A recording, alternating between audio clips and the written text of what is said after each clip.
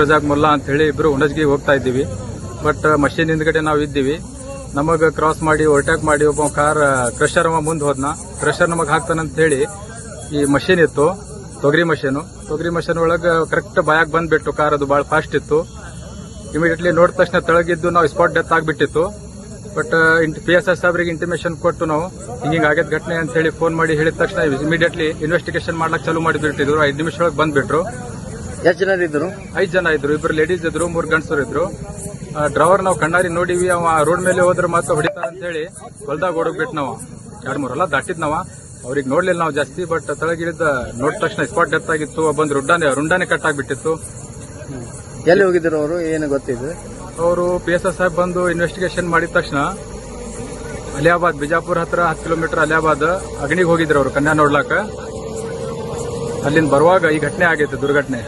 Okay.